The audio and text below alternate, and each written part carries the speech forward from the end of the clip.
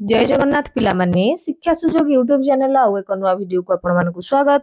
आज वीडियो रे आमे सप्तम श्रेणी रो जो ग्रीष्म अवकाश कालीन गृह कार्य तार प्रश्न उत्तर गुड़ाक आलोचना करिबा देखिबा। निश्चित भाव रे आज वीडियो टी आपण मानक पई हेल्पफुल रहिबो।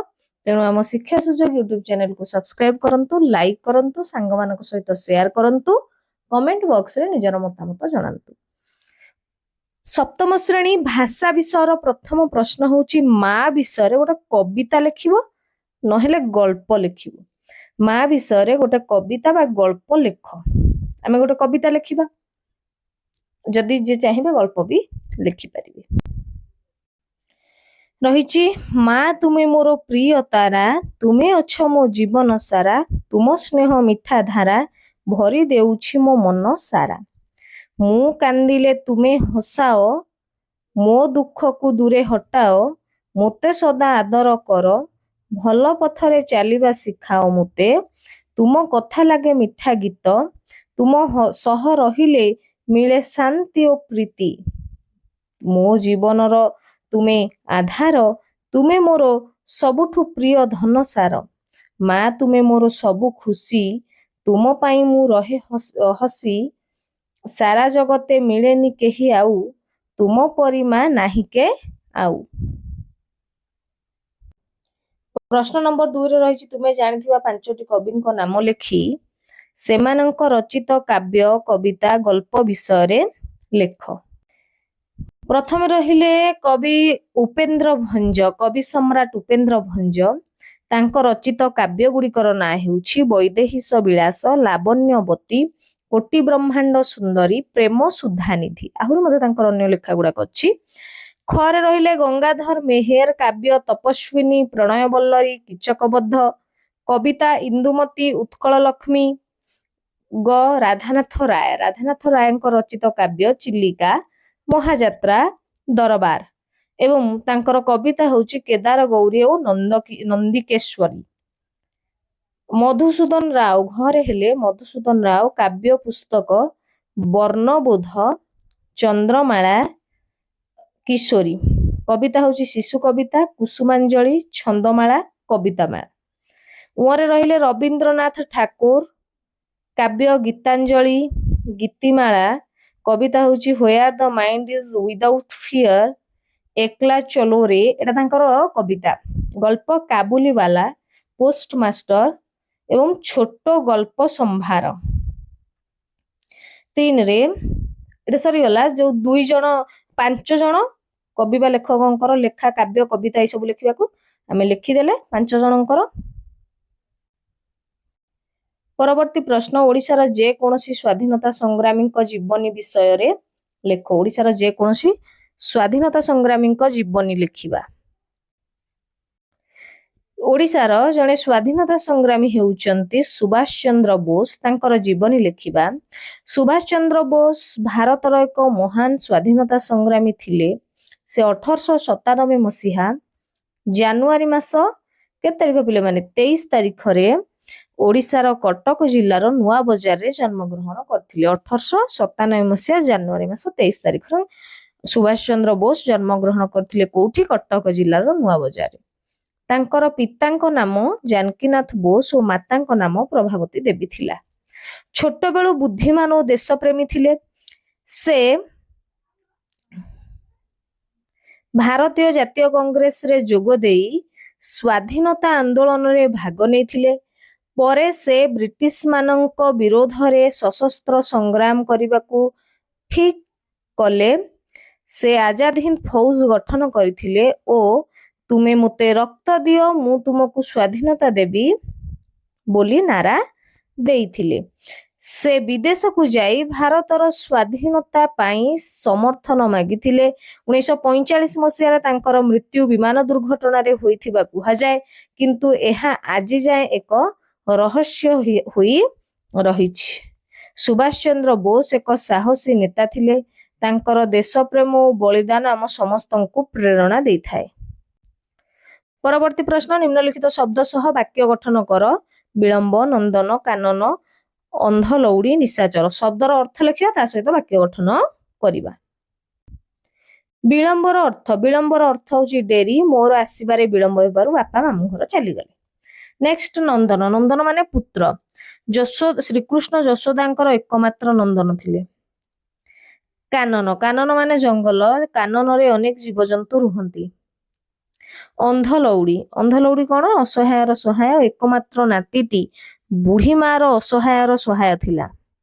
ନିଶାଚର ରାତ୍ରିଚର। ରାତି ଅଧରେ ନିଶାଚର ମାତିବାର ଶବ୍ଦ ଶୁଣାଯାଏ। ପରବର୍ତ୍ତୀ ପ୍ରଶ୍ନ, ସାମାଜିକ ବିଜ୍ଞାନ। ନିଜ ଜିଲ୍ଲାରେ ଥିବା ଯେକୌଣସି 3ଟି ମନ୍ଦିର ବିଷୟରେ ତଥ୍ୟ ସଂଗ୍ରହ କରି ଲେଖ। ନିଜ ଜିଲ୍ଲାରେ ଯୋଉ 3ଟି ମନ୍ଦିର ଅଛି ତା ବିଷୟରେ ଆମେ ଲେଖିବା। ଏଇଠି ବଲାଙ୍ଗୀର ଜିଲ୍ଲାର ମନ୍ଦିର 3ଟି, ବଲାଙ୍ଗୀର ଜିଲ୍ଲାର 3ଟି ପ୍ରସିଦ୍ଧ ମନ୍ଦିରର ନାଁ ନିଚେ।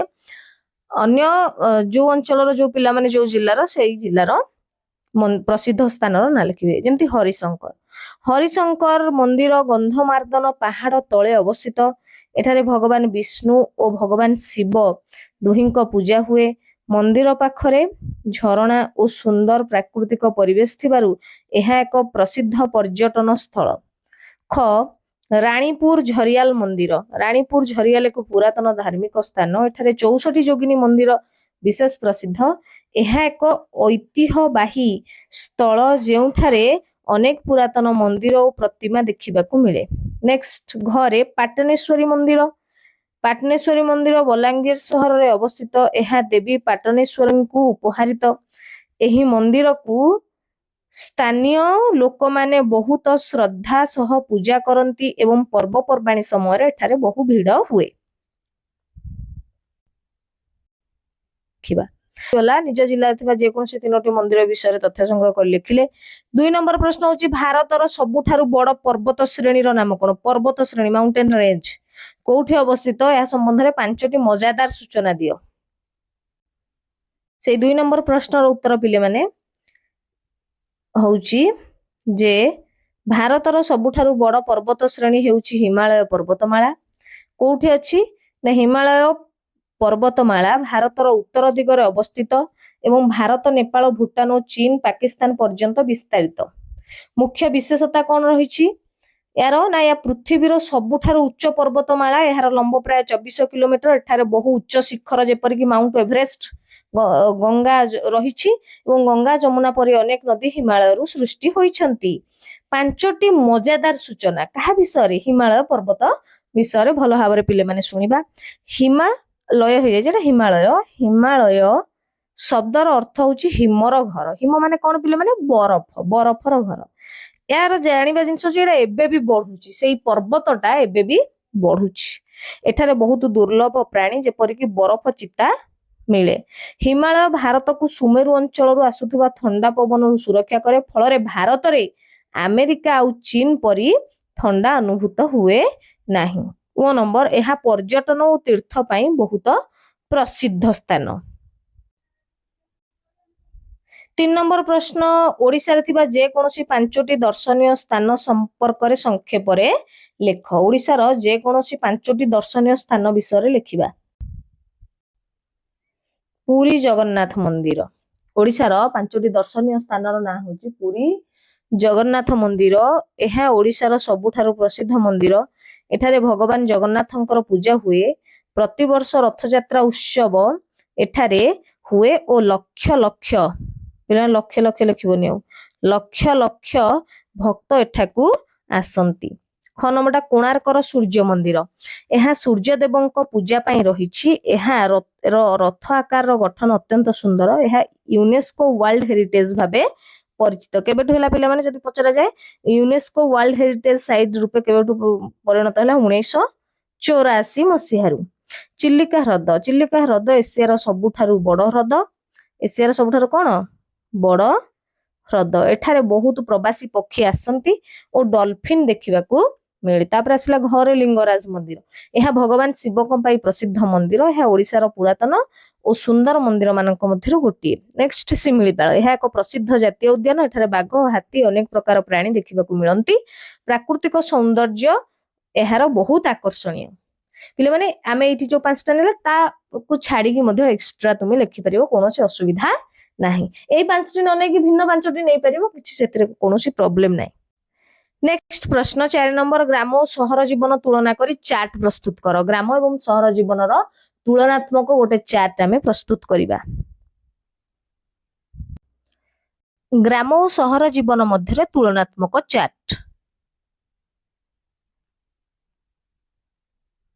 एक परिवेश ग्रामर परिवेश परिष्कार और प्रकृतिमय किंतु सहरर परिवेश दूषित बा प्रदूषित। दुई रे ग्रामर जनसंख्या कम सहर रे अधिक कहीं सहर रे अधिक सुविधा रही।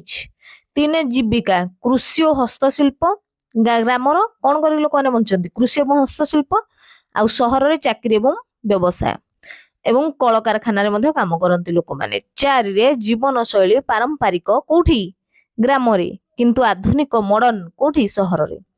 5 नंबर सुविधा कम ग्राम रे कौन विद्यालय डाक्तरखाना अन्य सुविधा सब कम। अधिक सुविधा कोठी मिलिबो विद्यालय डाक्तरखाना शिक्षा स्वास्थ्य जहाँ भी कहतु सब प्रकार जिनस कोथरे आसीबो अधिका अधिक आसीबो सहर रे। यातायातर सुविधा सीमित ग्राम रे सहर रे उन्नत। प्रदूषण कम सहर रे अधिक प्रदूषण कम होउची ग्राम रे ग्रामांचल रे प्रदूषणटा कम गाड़ी मोटर कम कल कारखाना नहीं तेणु सहर रे कौन है ना प्रदूषणटा अधिका। खर्च कम गाउली अंचल रे गाँ रे खर्च अधिक होउची सहर अंचल रे।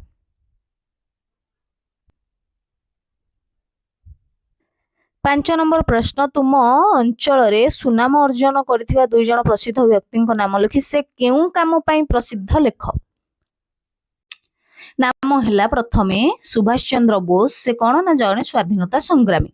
सुभाष चंद्र बोस भारतर महान स्वाधीनता संग्रामी और नेता थिले। से आम सहर कटक सहर से आजाद हिंद फौज गठन करी देश को स्वाधीन करिबारे मुख्य भूमिका नहीं। तापर के मधुसूदन दास किए ना जड़े स्वाधीनता संग्रामी संग्रामी राजनीति और समाज सेवा तांकर काम थिला। मधुसूदन दास ओडिशार जने प्रसिद्ध नेता और बारिस्टर थिले। से ओडिशार उन्नति और लोकमानंकु सेवा पाई बहुत काम करथिले। स्वतंत्र उत्कल प्रदेश गठन मधुबाबू आप्राण उद्यम रे हेइथिला। फलस्वरूप ओडिशा प्रदेश गठित हैला तांकु उत्कल गौरव बोली कुहा जाय। 6 नंबर प्रश्न तुम गाँ किंबा सहरर कौनसी पुरातन कीर्ति विषय एक कहानी लेख। लेखिबा मो सहरर एक पुरातन कीर्ति हेउछि बारबाटी दुर्ग।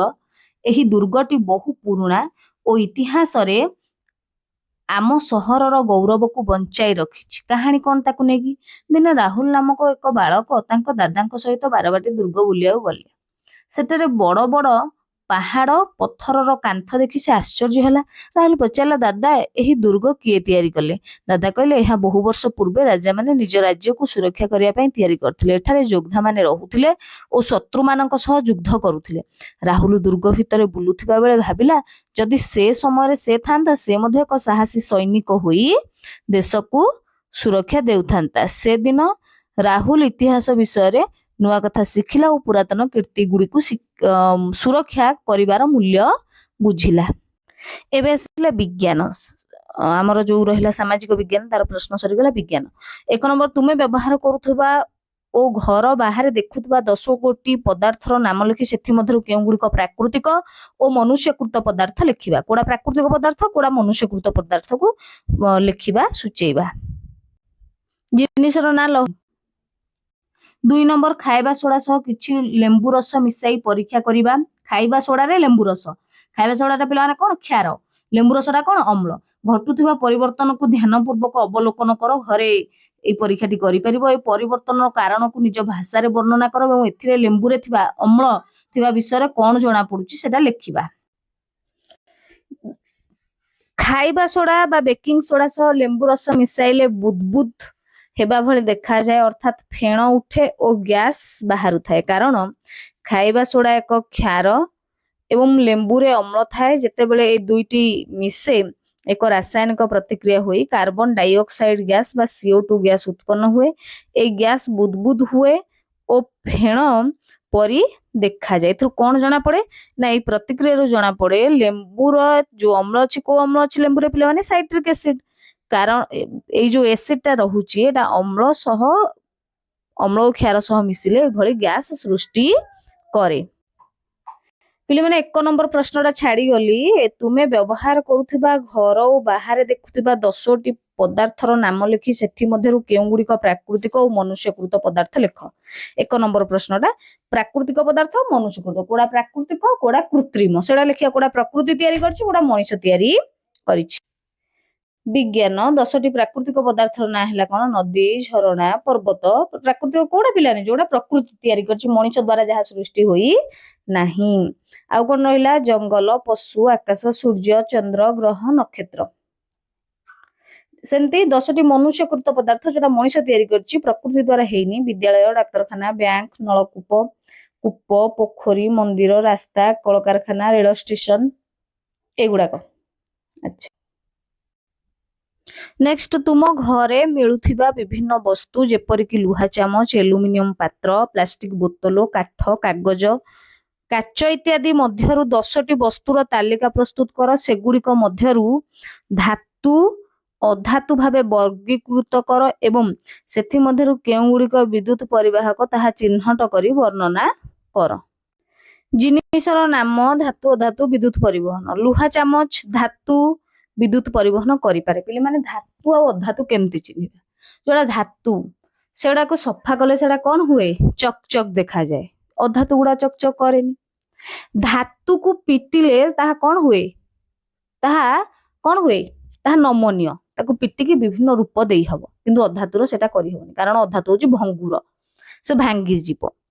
ସେମିତି ଧାତୁର ତାପ ପରିବହନ କରିବାର ଗୁଣ ରହିଛି, ଅର୍ଥାତ ଧାତୁର ଗୋଟେ ମୁଣ୍ଡକୁ ଯଦି ଉତ୍ତପ୍ତ କରାଯାଏ ଆଉ ଗୋଟେ ମୁଣ୍ଡ ମଧ୍ୟ ଉତ୍ତପ୍ତ ହେବ। ଅଧାତୁର କିନ୍ତୁ ତାପ ପରିବହନ କରିବାର କ୍ଷମତା ନାହିଁ। ସେମିତି ଧାତୁ ବିଦ୍ୟୁତ ପରିବହନ କରିପାରେ, ଅଧାତୁ କିନ୍ତୁ ବିଦ୍ୟୁତ ପରିବହନ କରିପାରେ ନାହିଁ। କିନ୍ତୁ ଅଧାତୁ ଗୋଟିଏ ଅଧାତୁ ହଉଛି କଣ ନା ଗ୍ରାଫାଇଟ, ଗୋଟେ ଅଧାତୁ ତାହା ବିଦ୍ୟୁତ ପରିବହନ କରିପାରେ। ଦେଖିବା ଆମେ କୋଉ ଗୁଡାକ ଧାତୁ ଜିନିଷର ନା ଧାତୁ ନା ଅଧାତୁ ଏବଂ ବିଦ୍ୟୁତ ପରିବହନ କରିପାରେ ନା କରିପାରେ। ଲୁହା ଚାମଚ ଧାତୁ ବିଦ୍ୟୁତ ପରିବହନ କରିପାରେ, ହଁ। ଆଲୁମିନିୟମ ଡେକ୍ଚି ଧାତୁ ବିଦ୍ୟୁତ ପରିବହନ କରିପାରେ। ତମ୍ବା ତାର ଧାତୁ, ହଁ ବିଦ୍ୟୁତ ପରିବହନ କରିପାରେ। ତମ୍ବା ତାର ଦେଇକି କରେଣ୍ଟ ପାସ୍ ହଉଛି ନା ନାଇଁ ପିଲାମାନେ? ଇସ୍ପାତ ବାଲ୍ଟି ଧାତୁ ବିଦ୍ୟୁତ ପରିବହନ ହେଇପାରେ। ପିତ୍ତଳ ଘଣ୍ଟି ଧାତୁ ବିଦ୍ୟୁତ ପରିବହନ ହେଇପାରେ। ପ୍ଲାଷ୍ଟିକ ବାଲ୍ଟି ଅଧାତୁ ବିଦ୍ୟୁତ ପରିବହନ ହେଇପାରେ ନାହିଁ। କାଠର ଟେବୁଲ ଅଧାତୁ ବିଦ୍ୟୁତ ପରିବହନ ହେଇପାରେ ନାହିଁ। କାଚ ଗ୍ଲାସ ଅଧାତୁ ବିଦ୍ୟୁତ ପରିବହନ ହେଇପାରେ ନାହିଁ। ରବର ଚପଲ ଅଧାତୁ ବିଦ୍ୟୁତ ପରିବହନ ହେଇପାରେ ନାହିଁ।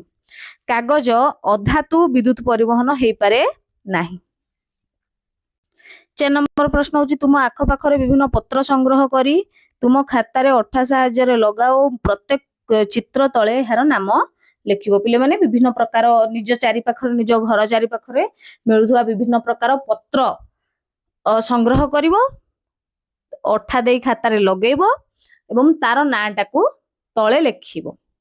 ଯେମିତି ଟଗର ପତ୍ର ହେଲା, ମନ୍ଦାର ପତ୍ର ହେଲା, ବେଲ ପତ୍ର ହେଲା, ନିମ୍ବ ପତ୍ର ହେଲା, ଏଗୁଡାକ ପିଲାମାନେ କରିପାରିବ ନା? ତେଣୁ ମୁଁ ଏଗୁଡାକ ଆଉ ଖାତାରେ ଅଠା ଲଗେଇକି ଦେଖେଇନି। ତୁମେ ମାନେ ସେଗୁଡାକୁ ଖାତାରେ ଅଠା ଲଗେଇକି ଦେଖେଇବ ଏବଂ କଣ କରିବ? ତଳେ ତାର ନାଁଟାକୁ ଲେଖିବ, ସେ ପତ୍ରର ନାଁଟାକୁ ଲେଖିବ। ନିଜ ଚାରି ପାଖରେ ଯେତିକି ଆମ୍ବ ପତ୍ର, ପଣସ ପତ୍ର, ଯେତିକି ପତ୍ର ମିଳିପାରିବ, କଲରା ଗଛର ପତ୍ର, କଲରା ପତ୍ର ଲେଖିବ ତଳେ। 8-10ଟି ବା ଅଧିକା ଯିଏ କରିପାରିବେ ଭଲ। ପତ୍ରକୁ ଅଠା ସାହାଯ୍ୟରେ ଯୋଡିକି ଖାତାରେ ମଡେଇବ ଏବଂ ତାର ନାଁଟା ତଳେ ଲେଖିବ। ନେକ୍ସଟ ପ୍ରଶ୍ନ, ତୁମ ଘର ଆଖପାଖରେ ପରିବେଶରେ ଘଟୁଥିବା ପରିବର୍ତ୍ତନ ଯେମିତିକି ପରିବା ପାଚିଯିବା, ଦୁଧ ଦହି ହେବା, ଲୁହାରେ କଳଙ୍କି ଲାଗିବା, ଗଛ ବଢିବା, କିଛି ଉଦାହରଣ ଚିହ୍ନଟ କର। ପ୍ରତ୍ୟେକ ପରିବର୍ତ୍ତନକୁ ଲକ୍ଷ୍ୟ କରି ସେଗୁଡିକ ରାସାୟନିକ ଆଉ ଭୌତିକ ପରିବର୍ତ୍ତନ ତାଲିକା କରିବା। ଭୌତିକ ପରିବର୍ତ୍ତନ, ପିଲାମାନେ ଭୌତିକ ପରିବର୍ତ୍ତନ କଣ ନା ଭୌତିକ ପରିବର୍ତ୍ତନରେ ନୂଆ ଜିନିଷ କିଛି ସୃଷ୍ଟି ହୁଏ ନାହିଁ। ଭୌତିକ ପରିବର୍ତ୍ତନରେ କେବଳ ପଦାର୍ଥର ଭୌତିକ ଅବସ୍ଥାର ପରିବର୍ତ୍ତନ ହୁଏ, ସେଥିରେ ନୂତନ ଜିନିଷ ସୃଷ୍ଟି ହୁଏ ନାହିଁ। ଯେମିତି ବରଫ ତରଳିକି ଜଳ ହେଲା, ପାଣି ହେଇଗଲା, ବରଫ ଥିଲା ପାଣି ହେଇଗଲା, ପୁଣି ତାକୁ ଥଣ୍ଡା କଲେ ବା ଫ୍ରିଜରେ ରଖିଲେ ସେ ପୁଣି ବରଫ ହେଇଯାଉଛି, ତେଣୁ ତାର ସେଥିରେ ନୂଆ ଜିନିଷ କିଛି ସୃଷ୍ଟି ହଉଛି ହଉନି। ତେଣୁ ବରଫ ତରଳିବା ଏକ ଭୌତିକ ପରିବର୍ତ୍ତନ। ଜଳ ବାଷ୍ପ ହବା, ଜଳ ଫୁଟିଲା, ବାମ୍ଫ ହେଲା, ବାଷ୍ପ ହେଇଗଲା, ଗ୍ୟାସଟାକୁ ପୁଣି ଥଣ୍ଡା କରିଦେବେ। କେମିତି? ଯେତେବେଳେ ଜଳ ଫୁଟୁଛି ବାଷ୍ପ ହେଇକି ଉପରକୁ ଯାଉଛି, ତାପରେ ଗୋଟେ ଢାଙ୍କୁଣଟେ ଘୋଡେଇ ଦିଅ, ଢାଙ୍କୁଣଟାକୁ ବାହାର କରି ତଳେ ରଖିଦିଅ, ପାଣି ଟୋପା ଟୋପା ହେଇକି ଲାଗି ଯାଉଛି, ଅର୍ଥାତ ବାଷ୍ପଟା ଜଳରେ ପୁଣି ପରିଣତ ହେଇପାରୁଛି, ତେଣୁ ଏଟା ଗୋଟେ ଭୌତିକ ପରିବର୍ତ୍ତନ। ସେମିତି ବାଷ୍ପ ଥଣ୍ଡା ହେଇ ଜଳ ହେବା, ଚିନି ପାଣିରେ ଦ୍ରବୀଭୂତ ହେବା, ଲୁଣ ପାଣିରେ ଦ୍ରବୀଭୂତ ହେବା, କେମିତି ମିଳିପାରିବ ସେ ଚିନି ଲୁଣ? ପୁଣି ଯଦି ତାକୁ ଆମେ କଣ କରିବା, ଗରମ କରିବା, ତା ତଳେ ଯଦି ଗରମ କରିବା ଚିନି ବା ଲୁଣର ଦ୍ରବଣ ଧଳା ଧଳା ହେଇକି ରହିଯାଇଥାଏ। କାଗଜକୁ କାଟିବା, କାଗଜ ଭାଙ୍ଗିବା, ଲୁହା ତରଳେଇକି ତାକୁ ଆକାର ବଦଳେଇବା, ପୁଣି ଲୁହା ତରଳେଇକି ଆକାର ବଦଳେଇଲେ ପୁଣି ତାର ଆକାରକୁ ବଦଳେଇ ହେଇପାରିବ। ମହମବତୀ ତରଳିବା, ମହମ ଥଣ୍ଡା ହେଇ ଜମିଯିବା, କପଡା ଓଦା ହେବା, ଓଦା ହେଲେ ପୁଣି ଶୁଖିଯିବ, ଜଳ ବରଫ ହେବା, ରବରକୁ ଟାଣିବା, କାଗଜ ଭାଙ୍ଗି ବିଭିନ୍ନ ଆକାର ଡିଜାଇନ ତିଆରି କରିବା, ଧାତୁକୁ ପିଟି ପତଳା କରିବା। ସେମିତି ରାସାୟନିକ ପରିବର୍ତ୍ତନ କଣ ନା, ରାସାୟନିକ ଉଭୟ ରାସାୟନିକ ଏବଂ ଭୌତିକ ଧର୍ମର ପରିବର୍ତ୍ତନ ହୁଏ ରାସାୟନିକ ପରିବର୍ତ୍ତନରେ। ଆଉ ରାସାୟନିକ ପରିବର୍ତ୍ତନରେ କଣ ହୁଏ ନା, ନୂତନ ଜିନିଷ ସୃଷ୍ଟି ହୁଏ, ଆଲୋକ ଉତ୍ତାପ ସୃଷ୍ଟି ହୁଏ ହେଲା। କଣ ହୁଏ ରାସାୟନିକ ପରିବର୍ତ୍ତନ? କାଠଟା ଜଳିଗଲା, ସେ କାଠଟା ଆଉ ମିଳିବ କି ନା। ଲୁହାରେ କଳଙ୍କି ଲାଗିବା, ଖାଦ୍ୟ ରାନ୍ଧିବା, କ୍ଷୀର ଦହିରେ ପରିଣତ ହେଲା, ଫଳ ପାଚିବା, ପେଟ୍ରୋଲ ଜଳିବା, ମହମ ଜଳିବା।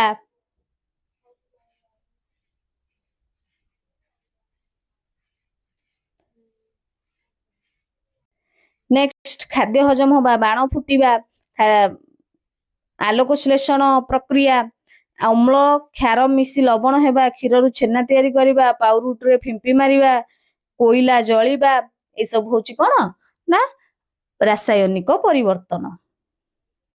क्वेश्चन नंबर 1 इंग्लिश रो write the names of 3 animal, तीनटा पशु 3 बर्ड, तीनटा पक्षी मानकर ना लिखिबा। Write 5 lines about your favourite pet bird और एनिमल, तुमर प्रिय पोषा पक्षी बा पशु विषय रे 5 धाड़ी लिखिबा। एनिमल गुडा कहला तीनटा पोषा जीव, पोषा पशु एवं पक्षी, ना ना जेकोसी 3टी पशु एवं पक्षीर ना लिखा। 3टा पशु 3टा पक्षी आम लिखले टाइगर, काउ, डग पशु। पक्षी गुडा कौन, बार्ड गुडा कौन, पैरोट, पिकॉक, क्रो। आउ जोटा रहिला हमर प्रिय पोषा पशु बा पक्षी विषय लिखिबा, सेटा कौन, my favourite animal is dog. ता विषय 5 धाड़ी कौन लिखिबी? My favourite animal is the dog, it is very loyal and friendly, एहा बहुत विश्वस्त एवं बंधुत्वपूर्ण। It guards our house and keep us safe, ये आमर घर को जगे। इट गार्ड्स आवर हाउस, आमर घर को जगे, एंड कीप्स अस सेफ, एवं आम मान को निरापद रे रखे। Dogs love to play and run, कुकुर गुड़िक खेलिबा को एवं दौड़िबा को पसंद करती। आई लाइक डॉग्स, मु कुकुर गुडा को पसंद करे because they are faithful companions, कारण से गुड़िक विश्वस्त बंधु। गोटे लिखिया आइदर पेट एनिमल और पेट बर्ड, तेणु आम पेट एनिमल विषय लिखिले। ठीक अच्छे। Next question, question number 2, order the jumbled letters, असजड़ा शब्द गुडा को सजाड़िबा एंड मेक वर्ड एवं शब्द तैयारी करबा। एग्जांपल्स SNU सजाले कौन, सन। ERTE कौन हम पिले माने सजाले, TREE, ट्री माने गच्छ। INIR या सजाले कौन हम, RAIN, रेन माने वर्षा।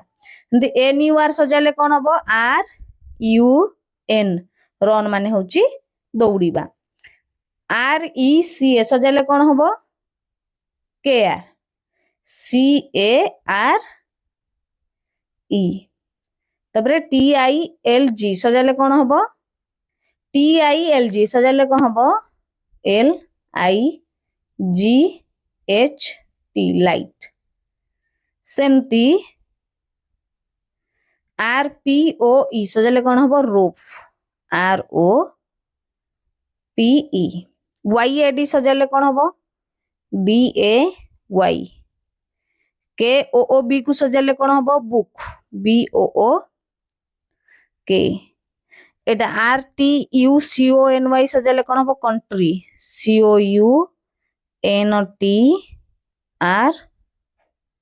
COUNTRY, country. नेक्स्ट NODW सजाले कौन हम, down, DOWN, down. Next question, question number 3, match A with B example. Bird nest, bird रुहे कोड पिले माने, बर्ड रहिला नेस्ट रे। सेमती रैबिट कोड रहबो, ठेकुआ, बुरो, रैबिट कोड रहबो, बुरो। बियर भालू कोड रहबो ना, तार केव, गुंफा रे। ମାଉସ ମୂଷା କୋଉଠି ରହିବ? ହୋଲ ରେ, ତାର ଗାତରେ। ସେମିତି ମଙ୍କି କୋଉଠି ରହିବ? ଗଛରେ, ଟ୍ରିରେ। ସ୍ପାଇଡର କୋଉଠି ରହିବ? ୱେବ୍, ବୁଢିଆଣୀ ଜାଲରେ ରହିବ। 4 ନମ୍ବର ପ୍ରଶ୍ନଟା ହଉଛି ରାଇଟ୍ 10 ଲାଇନ୍ସ, 10 ଧାଡି ଲେଖ। What would you like to be when you grow up and why? 10 ଧାଡି ଲେଖ, ଯେତେବେଳେ ତୁମେ ବଡ ହେବ କଣ ହେବ ଏବଂ କାହିଁକି ତାହା ହେବ। When I grow up, I would like to be a doctor. ମୁଁ ଯେତେବେଳେ ବଡ ହେବି ମୁଁ ଜଣେ ଡାକ୍ତର ହେବାକୁ ପସନ୍ଦ କରେ। କାହିଁକି? I want to help sick people. ମୁଁ ଅସୁସ୍ଥ ଲୋକମାନଙ୍କୁ ସାହାଯ୍ୟ କରିବାକୁ ଚାହେଁ and make them healthy, ଏବଂ ସେମାନଙ୍କୁ ସ୍ୱାସ୍ଥ୍ୟବାନ ବନେଇବି। A doctor is a very respected person in society. ସମାଜରେ ଜଣେ ଡାକ୍ତର ବା ଜଣେ ଚିକିତ୍ସକ ହଉଛନ୍ତି ଅନେକ ସମ୍ମାନର ଅଧିକାରୀ। I like to learn about the human body and medicines. ମୁଁ ମଣିଷର ଶରୀର ଏବଂ ଔଷଧ ବିଷୟରେ ଶିଖିବାକୁ ଇଚ୍ଛା କରେ। ଡକ୍ଟର୍ସ ସେଭ୍ ଲାଇଫ୍ସ, ଡାକ୍ତର ମାନେ ଜୀବନ ବଞ୍ଚାନ୍ତି and care for everyone, ଏବଂ ସମସ୍ତଙ୍କର ଯତ୍ନ ନିଅନ୍ତି। I feel happy when I help others. ମୁଁ ଖୁସି ଅନୁଭବ କରେ ଯେତେବେଳେ ମୁଁ ଅନ୍ୟମାନଙ୍କୁ ସାହାଯ୍ୟ କରେ। I want to serve poor people. ମୁଁ ଗରିବ ଲୋକମାନଙ୍କୁ ସେବା କରିବାକୁ ଇଚ୍ଛା କରେ। who cannot afford treatment. ଯୋଉମାନେ ଉତ୍ତମ ଚିକିତ୍ସାର ସୁବିଧା ପାଇପାରନ୍ତିନି, ମୁଁ ସେମାନଙ୍କୁ ସେବା କରିବାକୁ ଚାହେଁ। I will study hard. ମୁଁ ଅନେକ ଅଧ୍ୟବସାୟ କରିବି, କଠିନ ପରିଶ୍ରମ କରିବି to achieve my dream. ମୁଁ କଠିନ ଅଧ୍ୟବସାୟ କରିବି ବା କଠିନ ପରିଶ୍ରମ କରିବି ମୋର ଏଇ ସ୍ୱପ୍ନକୁ ହାସଲ କରିବା ପାଇଁ, ପୂରଣ କରିବା ପାଇଁ।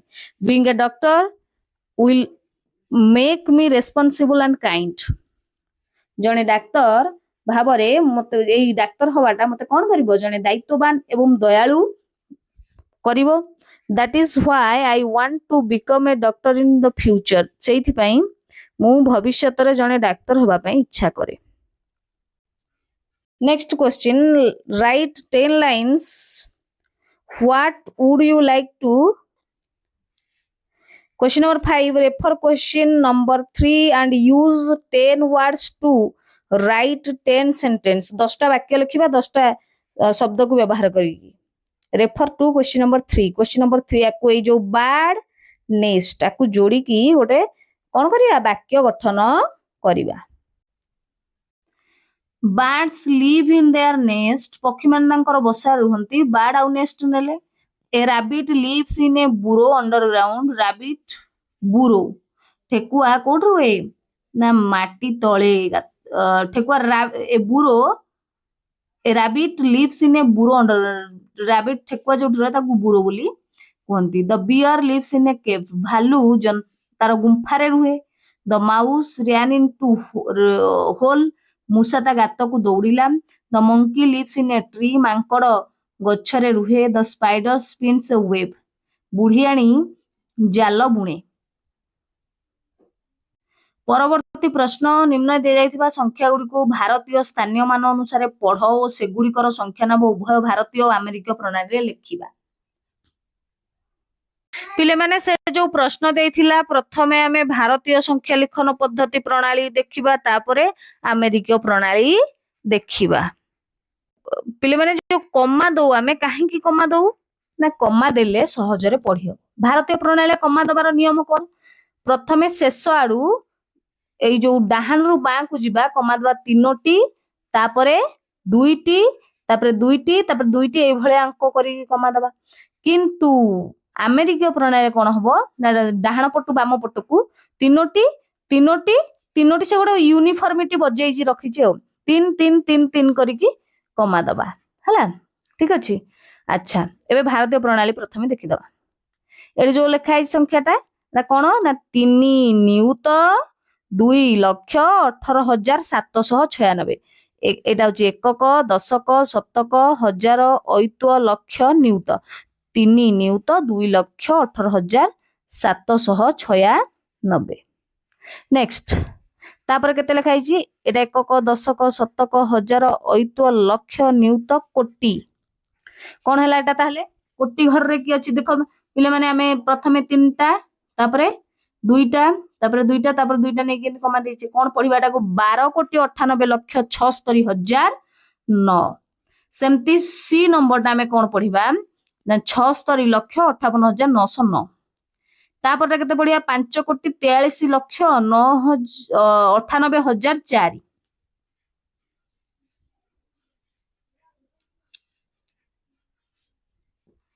तापर प्रश्नटी कोन रहिछि जे एटा देखो एकक दशक शतक हजार ऐत लक्ष नियुत कोटी कोटी पर ये 40 रे अरब 40 अरब 8 कोटी 6,57,899 हाँ नहीं नेक्स्ट तार अमेरिकीय प्रणाली से सब तीन तीनटा शून्य देके लिखिबा लिखिले कोन हबो अमेरिकीय प्रणाली रे 3,000,000 प्रथमे आसीबो कोन एपटू आमे लिखिबा एकक दशक शतक अमेरिकीय प्रणाली एकक दशक शतक हजार 10,000 100,000 million 10 million 100 million 1 billion 10 billion 100 billion एमती चलिबो ताले एई घरटा होची 1 10 100 एठी आसिला कोन 1,000 10,000 100,000 एटा होची मिलियन तेनु 3,218,796 जो माने सप्तम श्रेणी रो ए पाठटा देखि नाथि देखि नेबे या परे परे हमर ए YouTube चैनल अपलोड हे जिवो आम चारिपटे थिबा बड़ संख्या पुणी नेक्स्ट कोन रहिला 100 कमा दे पिले माने देखो तीनटा तीनटा तीनटा छाडी की एटा 1 10 100 ए घरटा कोन हजार घर ए घरटा होची मिलियन घर तेनु 129 मिलियन 129 मिलियन कोन हला तापरे 876 कोन एटा को घर अछि पिले माने हजार 876,009 सेमती 7 मिलियन 658,909 डी नंबरटा होची कोन 54 मिलियन 398,004 ता परवर्ती संख्याटा केमती पढिबा एटा तो 1 10 100 गला एटा हजार घर एटा मिलियन एटा बिलियन 4 बिलियन 80 मिलियन 657,899 दुई नंबर प्रश्न पिले माने निम्न रे दे जायथिबा संख्या गुडी को भारतीय स्थानीय मान पद्धति अनुसार लिखिया भारतीय स्थानीय मान पद्धति कहूछ 2 कोटी 4 लक्ष 5,020 स्थानीय मान केमती लिखिबा प्रश्नटा कोन पिले माने देखि दिया 2 कोटी 4 लक्ष 5,020 कोटी को 2 घर लिखिले 4 लक्ष को 4 लिखिले 5,000 घरे 5 को लिखि देले आउ 20 टा 2 शून्य लिखि देले 10 घरे 2 1 घरे शून्य लिखि देले 20 हला बाकी घर गुडा कोन एगुडा जोडा किछि नाही किछि कहनी हले कोन एडा शून्य अछि अरे एमती लिखिले ठीक हबो ताले कोन हबो एठी ना 2 कोटी 4 लक्ष 5,020 ठीक अछि भारतीय लिखन लिखुचे कोन हबा ना से साडू तीनटा तापर दीटा छाडी के हमें कमा दबा सेमती बी नंबर आसला 3 बिलियन देखो एठी भारतीय संख्या लिखन पद्धति रे कहला किंतु बिलियन मिलियन कथा कहूची तेनु एटा कोन हबा ना एटा को हमें लिखिबा अमेरिकीय संख्या लिखन पद्धति रे कमा देला को भारतीय प्रणाली रे दबा अच्छा कोन कहला 3 बिलियन 70 मिलियन 6,008 बिले देखो टिके लक्ष्य कर एटा संख्याटा लिखिछि शेष को सेटा छाडी दियो संख्याटा परे आसीबो आगो आसिला कोन ना एकक घर तापर दशक शतक हजार तापर 10,000 100,000 1 मिलियन 10 मिलियन 100 मिलियन 1 बिलियन एमती हमगु लिखिया पई सुविधाटा स्थानीय मान एमती लिखा जाय पिले माने जमा अन्य प्रकार लिखिबोनी स्थानीय मान एमती लिखिबो 3 बिलियन 70 मिलियन कहूची 10 मिलियन जो 10 घर अछि 7 सुन लिखि देले 70 हे गला तापर आसला 6,008 ए लिखि देली 6,008 और नेडा जानि सुन दे देबी सरला एटा गोटे हे गला संख्या 3 मिलियन बिलियन 70 मिलियन 6,008 लिखि देले कमा दे की साडू तीनटा तापर दीटा नेक्स्ट प्रश्न 8 बिलियन 10 मिलियन 3,500 एटा केन लिखिबा ना बिलियन 8 बिलियन कहला 10 ମିଲିୟନ କହିଲା ମିଲିୟନ 10 ମିଲିୟନ এইটি 1 0 দেলে হবো এইটা কোন ফাঁকা রইব তেଣু এপটକୁ দেবা 1 0 লেখিলে 10 ହେଲା তারপরে আসলে আমার কোন না 3000 5 3005 লেখিলি 100 ପରେ ପରେ ଦିଟା ଶୂନ ঠিক ଅଛି କମା ଦେଇକି ଲେଖିବ ନେକ୍ସଟ ପରବର୍ତ୍ତୀ ପ୍ରଶ୍ନଟା ପଚାରିଥିଲା 15 କୋଟି 15 କୋଟି ମାନେ 1 ଅରବ 5 କୋଟି 15 କୋଟି 1 ନିୟୁତ 2 ଲକ୍ଷ ମାନେ 12 ଲକ୍ଷ 2 ଅୟୁତ 5000 ମାନେ 25000 7 ଘରେ 0 10 ଘରେ 9 1 ଘରେ 0 ତାহলে কোন ହେଲା এটা 15 କୋଟି 12 ଲକ୍ଷ 25,090 ଆକୁ କମା ଦେଇକି ଲେଖିବା ଶେଷ ଆଡୁ 3 ତାପରେ 2 2 2 2 କରିକି କମା ଦେଇକି ଲେଖିବା ନେକ୍ସଟ ପରବର୍ତ୍ତୀ ପ୍ରଶ୍ନଟା ପିଲାରେ ବଡ ସାନ ବା ସମାନ ଚିହ୍ନ ଦବା আচ্ছা বড় সান বা সমান চিহ্ন দেলে আমি কোন করিয়া পড়িব দেখিবা তুলনা করিয়া সে কହୁଛି 25,000 ଆଉ 25 লক্ষ 25,000 টা কেন লিখুছি আমি 25 লিখি দেলে এ লিখলে 25,000 25 লক্ষটা কেমতি হবো 25 লিখিদেলি তা দেহরে আউ 5টা শূন্য দেবি 5টা শূন্য দেলি পিলে গণিল অঙ্ক সংখ্যা কোউথরে কেতে এইপটে 25,000 অঙ্ক সংখ্যা হଉଛି 5 25 লক্ষর অঙ্ক সংখ্যা হলানি 7 কোটা अधिक হলা তাহলে 7 অঙ্ক বিশিষ্ট সংখ্যাটা বড় না 5 অঙ্ক বিশিষ্ট সংখ্যাটা বড় নিশ্চিত ভাবে 7 অঙ্ক বিশিষ্ট সংখ্যাটা বড় তেণু 25 লক্ষ হଉଛି বড় বড় চিহ্ন দেই দেবা হেপটକୁ হনা নাই নেক্সট 70 700,000 ଆଉ 6 মিলিয়ন 700,000 পিলে মানে দেখো 700 লিখিলি পুଣି মতে কইছি 1000 1000 কেতেটা শুন তিনটা শুন টোটাল ସବୁ তক অঙ্ক কেতে হেলা 3 3 6 অঙ্ক কিন্তু 6 মিলিয়নটা 7 অঙ্ক বিশিষ্ট সংখ্যা কারণ 6 মিলিয়নে 6 মিলিয়ন রে 6টি শূন্য তা সহিত 6 ଅଛି 7 অঙ্ক বিশিষ্ট সংখ্যা 7 অঙ্ক বিশিষ্ট সংখ্যাটা বড় হবো না 6 অঙ্ক বিশিষ্ট সংখ্যা নিশ্চিত ভাবে 7 অঙ্ক বিশিষ্ট সংখ্যাটা বড় হবো তেণু এইଠି ଆମେ কইবা যে 700,000 ଆଉ 6 মিলিয়ন ভিতরে বড় হଉଛି 6 মিলিয়ন নেক্সট সি নম্বরটা হচ্ছে 8 বিলিয়ন 450,000 8 বিলিয়ন 450,000 8 বিলিয়ন পিলে মানে গোটে বিলিয়ন রে কেতেটা শূন্য হଉଛି বিলিয়নে 10টি 9টি শূন্য 1 বিলিয়নে 9টি শূন্য সেটা হচ্ছে টোটাল 9টি ଆଉ ଯୋଉ ସଂଖ୍ୟାଟା ରହିଲା 10 ଅଙ୍କ ବିଶିଷ୍ଟ ସଂଖ୍ୟା ବିଲିୟନଟା 8 ବିଲିୟନ 450,000 ଭିତରେ ବଡ କିଏ 450,000 କେତେଟା କେତେ ଅଙ୍କ 450 ଲେଖିଦେଲି 1000 ପାଇଁ ତିନିଟା শূন্য ଦେଇଦେଲି 8 ବିଲିୟନ କିନ୍ତୁ 10 ଅଙ୍କ ବିଶିଷ୍ଟ ସଂଖ୍ୟା 10 ଅଙ୍କ ବିଶିଷ୍ଟ ସଂଖ୍ୟାଟା ବଡ ହବ ନା 6 ଅଙ୍କ ବିଶିଷ୍ଟ ସଂଖ୍ୟାଟା ନିଶ୍ଚିତ ଭାବରେ 10 ଅଙ୍କ ବିଶିଷ୍ଟ ସଂଖ୍ୟାଟା ବଡ ହବ ତେଣୁ 8 ବିଲିୟନଟା ବଡ 450,000 ଟା କମ ତାପରେ ଆସିଲା 220 ଲକ୍ଷଟା ବଡ ନା 9 ମିଲିୟନଟା ବଡ ଆଚ୍ଛା ପିଲାମାନେ ଦେଖିବା